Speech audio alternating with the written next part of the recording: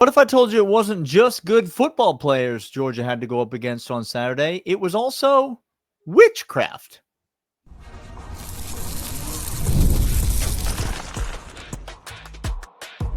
You are Locked On Bulldogs, your daily podcast on the Georgia Bulldogs. Part of the Locked On Podcast Network, your team every day. Welcome back, everybody. This is Locked On Bulldogs, part of the Locked On Podcast Network, your team every day. He is Daniel. I'm Clint. We're talking about witchcraft. Happy Halloween, everybody. It is Halloween. Maybe you're in a circle in which you don't celebrate Halloween. Maybe that's like that you don't touch you. that. Okay. Do you celebrate Georgia Auburn, the Deep South Soldiers rivalry? Guess Guess what? That's Halloween.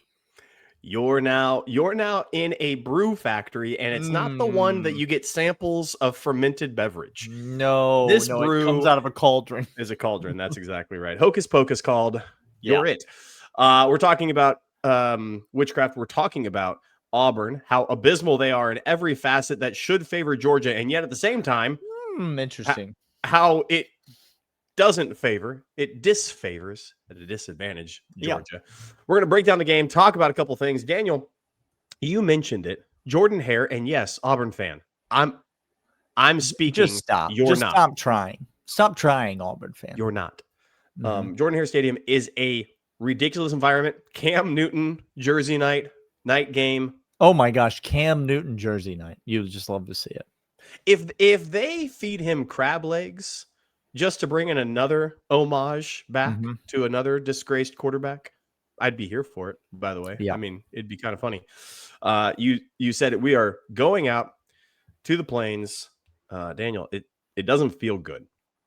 No, and I'll tell you why it doesn't feel good, because listen, the last go ahead, tell few times that Georgia has been. So listen, Georgia's on an 8-game winning streak against Auburn. Okay. 7 of those are regular season matchups. One of those is an SEC championship matchup in 2017. But Georgia hasn't lost to Auburn since November of 2017. They're on an 8-game winning streak. Because you may say to yourself, we're not concerned about going to Auburn, Alabama, because Georgia's been to Auburn, Alabama 3 different times on this winning streak, and they've won games against Auburn. Let me pause right there, because please do. Since that SEC championship game, Georgia and Auburn have not been the same. You understand? Like, one team has gone like this and won 2 national championships. The other team has hired Hugh Freeze as their head coach and made themselves feel good about it. So these are not similar programs with similar trajectories. And yet 2 of the last 3 matchups in Jordan Hare Stadium have been decided by 7 points. Clint, they have been close games, and I don't have to tell you what happened in November of 2017, a 40-17 beatdown of the Georgia Bulldogs. And so when you take that 2017 beatdown and then you combine it with 2 of the last 3 at Jordan Hare have been way closer than they absolutely should have been, right? 100%. Like, game hanging in the balance. You understand, if Brock Bowers doesn't exist, correct, 2 years ago, Georgia gets their butt whipped at Auburn. And they do it because Peyton Thorne runs all over them. Like, runs for 700 yards against ESPN had a horrible crew, horrible production that game. They had to span, they did the big old span back on the video. Zoom out. Yeah. Had to zoom out because he's running for days and they couldn't track him. So they said, well, let's go. And no one is near him. No Georgia defender within sniffing of him. I'm just telling you.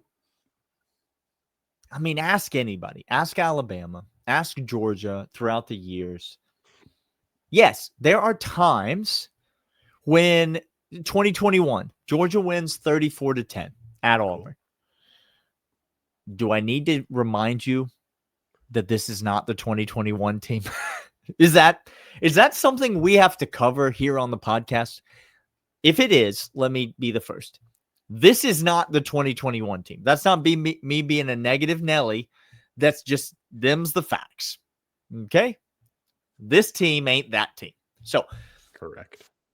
2023, 27-20 Georgia. That's number 1 Georgia, by the way.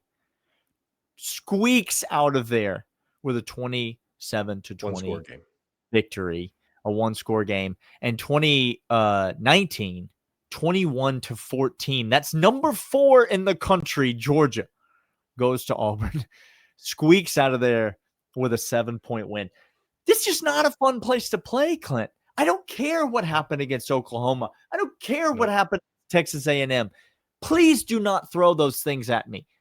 I'm nervous about this game, and it's because of the juju. I'm perfectly willing to get on this podcast, look into the camera, and say, I'm nervous about whatever Indian burial ground is under that stadium and whatever witchcraft they are cooking up there at Jordan-Hare Stadium, Clint. And if you're not, I don't know what to tell you. You haven't been paying attention. These things you could see coming. Let me tell you. Bill Belichick not working out in college football. How's that going, by the way? I haven't been following. Is it going good? It's probably going good. He's the greatest coach of all time. On any level, he's the greatest coach of all time. It's going good, probably, right? Look, I am not here to judge anybody. Okay? Sure you are. But if the age difference between you and your significant other encapsulates the average lifespan of a human, things are not going well. Your decision making is compromised. We could all see Texas not being good coming. Some idiots tried to tell you Arch Manning had never done anything versus anyone and couldn't beat out Quinn Ewers. People told you not to trust Penn State. By people, I mean all these things. Daniel. Now, other people are like Penn State's got the most. Drew Allard, everybody coming back, playoff run, yada yada. Texas, Arch, great defense, yada yada yada. Bill Belichick, great. That's what everybody says. So when they look at this game, like, oh, Georgia's the better team, more talent, more. There's something that in football. Mm-hmm. We call it the it factor when it's good. We call it the ick factor when it's bad. This game reeks of the ick factor in every way imaginable. And it has to do with going to Jordan-Hare, and it has to be that this team and this rivalry is deep and it's real. Just like Brent Key wants nothing else but to raise his hands in victory against Kirby Smart.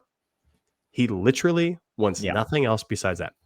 Same thing with this stupid game we have to go to Jordan-Hare for. We're going to come back. I'm going to give you some stats that's really actually should encourage Georgia fans. It should give you encouragement. We started where we needed to start. We started with the curse. We started with the juju.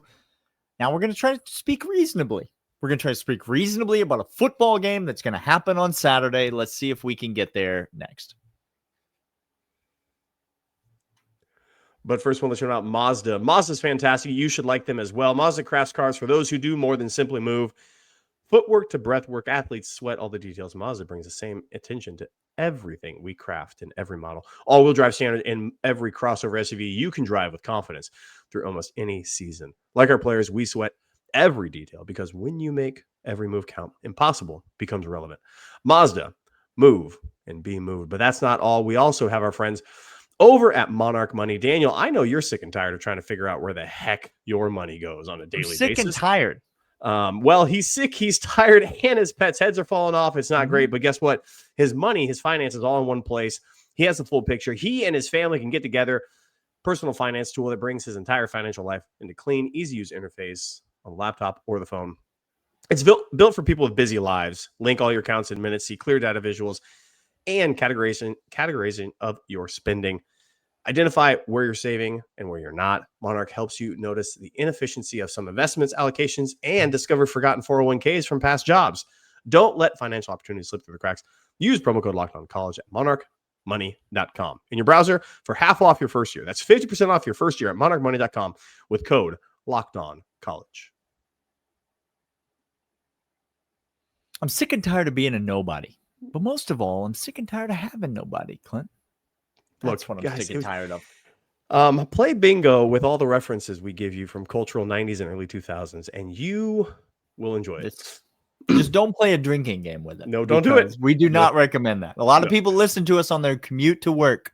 We do not recommend. Let the record show. Please. We appreciate the everydayers. We appreciate the first listeners. We do not recommend that you play any sort of drinking game with the 90s references as Clint makes his way back onto the screen for some mysterious reason. Clint, you were going to give us some numbers. Yes, I was. All right. Let's keep our jobs. Go ahead. Hey, I am. Here's some interesting facts. This is not a fact, but a statement that I will back with facts. Auburn is categorically awful on third down. Interesting. Is third down important to winning football, Clint? We gave a fumble away. Oh, okay. Dropped a touchdown. Wasn't ready for that. Feels like a warning could have come. And literally historic success rate to Alabama and lost by 3. I still can't get over it. Third downs are vastly important. Kirby Smart talks about it all the time. Again, 3 stats. Yards for gained rushing, yards against rushing, third down. This is where Kirby goes to figure out. Auburn is abysmal. When I say abysmal, I'm going to give you facts and data figures to go along with this. I mean this bad. The aforementioned Texas Longhorn. They're doing well this year or poorly? I can't. Again, I'm not following all of college football. Steve Sarkisian and Jimbo Fisher. Look it up. Jimbo's the better coach at this point in his tenure at A&M than Sarkisian is at Texas. Oh no. I'll let you decide how to interpret that data. Yeah. Texas, 34% success rate on third down. 34%. That's not a lot of the time. It's like 1/3 of the time. My math is not great. Marshall, 33.9% of the time. Successful on third down, meaning not successful. No, that's not successful at all. 66.1% of the time. Stanford, the lowly Stanford Cardinal. Oh, no. 33.8% of the time. They are 0.07% lower than Auburn. Auburn comes in at 33.87% on third down. Meaning this, simply put, their offense can't stay on the field at all because they can't get third down. Now, I dug into this a little bit more, figuring out why is this the case? Because if you look at Jackson Arnold's numbers, it's really wild to me, actually. His completion percentage this year is 65% completion. Better than 2023, 2024. He has a better completion percentage than in those 2 years. Really wild. He has no interceptions this year. Daniel. Oh, okay. I like that. But here's where it gets really interesting. Against A&M, again, on the road, and Oklahoma, on the road, his average yards, 3.8 yards average against A&M. Oklahoma, 6.9. South Alabama, 5.9. Baylor, 6.4. It's not great. Conversely, Gunnar Stockton, in some of his better moments this year, over 9 yards completion, average 9 yards a throw. We talked about this last time. Gunnar Stockton is averaging a first down a couple games this year. Conversely, Jackson Arnold, meaning this, if you can stop them on first and second down. Now, stop me if you've heard this before, because I've said this just nary a few weeks. If you stop them on first and second, you get them to third, it's not good. Georgia was able to get Alabama to third down. We couldn't stop them then. It's even worse for Auburn. When they get to third down, they're horrible at doing it. They're behind the chains a lot. Yeah. If you can stop their running game and stop Jackson from getting yards with his legs, get him in third down, and holy geez. Now, I'm not even talking about the sacks so far. The sacks play into that, Daniel. But I'm talking about their offense is not a downfield threat offense at all. It's not. And And you mentioned the sacks. If you go deeper into the numbers, it's because they're playing behind the chains on third down. Like they're not in 3rd and 2 a lot, Clint. They're not in 3rd and 1 a lot. That's how you get that third down percentage up, is you get manageable third downs. And then you hand the ball to Josh McCray. Oh, wait, everybody doesn't have a Josh McCray, but you hand the ball to Josh McCray, and he's going to get a yard for you because that's literally all he does. Auburn's not in those situations. Their offensive line's been terrible. They've given up 1 billion sacks on the year. And so they've been in these 3rd and long situations. And listen, nobody's going to convert these 3rd and longs. Jackson Arnold has been dumped on all season long. And I'm not trying to sit out here and defend him. He hasn't looked good. He's a runner. He's not a thrower. He's not able to utilize the incredible weapons that are around him, like Coleman and those other receivers. But a lot of that has to do with the fact that they can't protect him, and he's in these 3rd and longs. And so defenses are just lighting him up. Clint, my question, and I think everybody's question on Georgia's mind as they're going to this game is, can Georgia get Auburn to 3rd and long?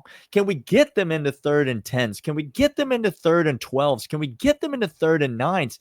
Because, listen, if they gain 3-4 yards on first down and then 2 yards on second down, and all of a sudden it's 3rd and 4, they're going to convert more than 33% of those. Like, they're going to convert more than 33% of those third downs. It's if Georgia's able to get some negative plays. Yep. If the underneath coverage is able to hold up and we're able to limit that short passing game, knock down some of those passes, instead of going for a 5-yard completion, if it goes for 0 yards and no gain, those are the things that are going to shift the tone of this football game. Is Georgia going to be able to do that? Are they going to be able to get home on the pass rush? We haven't seen it all year from Georgia. We haven't seen Auburn block anybody. This is like the blind fighting the blind, Clint. I mean, this is literally maybe the worst pass protection team in the SEC. Correct. Against, I mean, I haven't studied the tape, but the worst Georgia pass rush I can remember seeing in forever. It's certainly not great. It's not good at all, Clint. Yeah. There's no Jalen Walker on this team. There's no Lorenzo Carter on this team. There's no Nakobe Dean on the A-gap blitz on this team. There's nobody rushing the passer on this Georgia team. So who is going to buck the trend and do what they haven't been able to do all year? Will Auburn be able to protect, or will Georgia be able to rush the passer? A lot of the outcome of this game is going to depend on that, because that's where the third down is going to come back to either bite Auburn or they're going to be able to flip the narrative. That's exactly right. We're going to come back to this. We have more stats, more information for you to come to grips with and to understand before Saturday. But after these are, in fact, Prize Picks. We love Prize Picks. You should love them as well. Prize Picks is fantastic because guess what? This episode brought to you by them. Every day we make decisions, but on Prize Picks, being right can actually give you money, which is fantastic. Playing Prize Picks is so much fun. Simple way to add more excitement in football. Just pick more or less player projections. Josh Allen's passing yards, Saquon Barkley's rushing touchdowns. Boom, you got a game for yourself right there. Boom. It's fun to follow along with players in the app. Copy their lineups with just one click. And there's a new injury reboot feature. If a player leaves, early doesn't return, won't cost you. Download the Prize Pick app today. Use promo code LOCKEDONCollege, $50 in lineups after you play your first $5 lineup. That's code LOCKEDONCollege, $50 in lineups after your first $5 lineup. Prize Picks, it's good to be right. All right, Clint. You mentioned Auburn struggles on third down. Mightily. I want to talk about an area that Georgia has not struggled in this year. And that is all ears. That is running the dadgum football. His name is Chauncey Bowens. Yep. And he's the best running back we've seen in a stretch. Since DeAndre Swift, and I did not stutter. I was just reflecting today because, again, we do this from time to time. We're staring into a candle. I may or may not have had a candle on the table. The robes were left in the closet, but I did have the candle out. I was reflecting Good. And, we don't like to belabor the point. We know. But sometimes the national media narrative gets so tiresome. As early as before last week's game, I'm talking about after the Alabama game, when Georgia rushed for over 275 yards against Alabama, rushed for nearly 3 bills against Alabama. Before last week's game, I heard an ESPN studio commentator. Please stop. Speak about the number, whatever we are, 8, 9 team in the nation. And say the words, Georgia struggles to run the ball. Like, where are these narratives coming from? Like, are we really looking at last year's tape and equating it to this year's team? Georgia is up 90 plus yards rushing per game this season. Yes, sir. Georgia is in the top 25 rushing offenses in America. And Correct. that includes offenses that never throw the ball like Navy. Georgia's in the top 25 rushing offenses, both in rushing yards per game and yards per carry and all of the stats that you want to measure. Georgia's got a premier running back, and Georgia has a versatile run game. Clint, if you want to win a game on the road, if you want to take an opposing crowd out of the game, if you want to reach deep into their chest cavity and steal their heart from them, you run the dadgum football.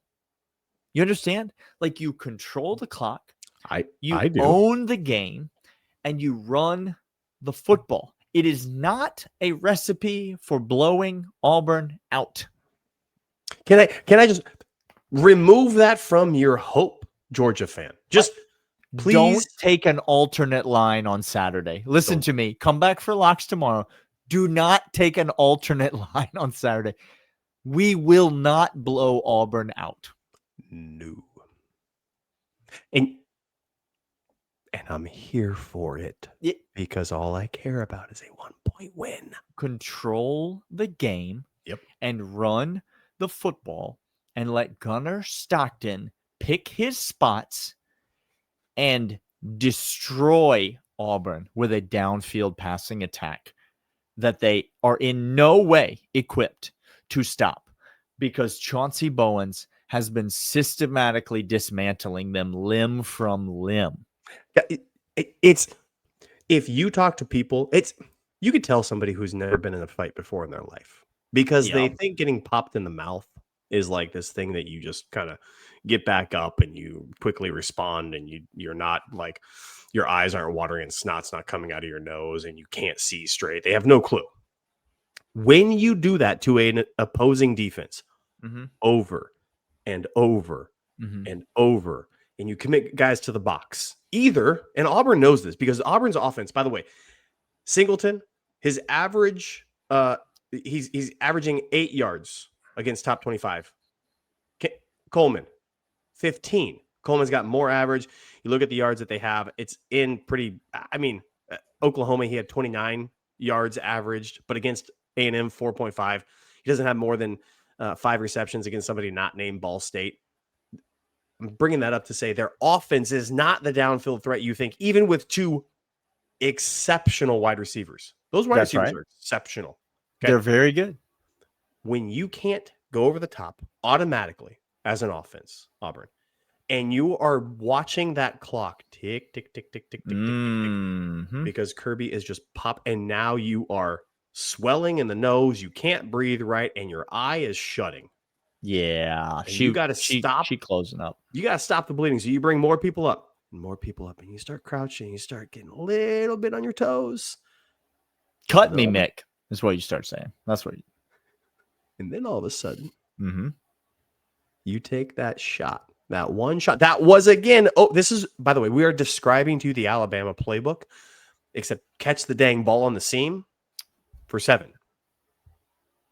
Or, and this is just a thought, don't ahead. ever play again. He is not. I'd be fine with either. He's not. He's not happy the young man is hurt. That's not what he's saying, by the way, ladies and gentlemen. So don't come at him for that. He said that before the injury. Okay, so stop. Just don't want him to play. Healthy, unhealthy, doesn't matter. I want guys who catch the ball. I don't need Arian Smith on this team. I've seen number 11 on this team. First of all, change numbers. We're gonna go fully there. First of all, change numbers. Okay? Yes. You understand? You want to talk about witchcraft? You want to talk about juju? What are you doing? What are you doing coming out there with 11 on? Nah. You're not going to break the curse. I'll tell you that. Change your daggum number and then come back. It's too strong. Auburn can't keep up. If the game plan is Chauncey Bowens for 6 yards a carry, which, by the way, has been all year. Yep. And it's Glover and Micah Morris and Drew Bobo. We're going to hit him. And Juan Gaston leaning forward. Mm-hmm. We are just fine. And we're going to be fine, y'all. 2 times of Gunner popping that thing out of his belly. Yeah. And looking for Branch, looking for Bell, looking for Delp. But he can't throw it downfield. Yeah, no, whatever. Hey, I'm not making this up, by the way. You know what? He has better statistics outside of one category than Carson Beck. But Carson Beck, but Clint, but I can't. By the way, we've talked a lot about Carson Beck. Can we say definitively how much better is Carson Beck than Quinn Ewers? Good, hands down. I mean, like night and day better. And the proof is in the pudding because Quinn Ewers' backup is worse than Quinn Ewers. And Carson Beck's backup wasn't good enough to play ahead of Carson Beck last year. But those two things are not the same.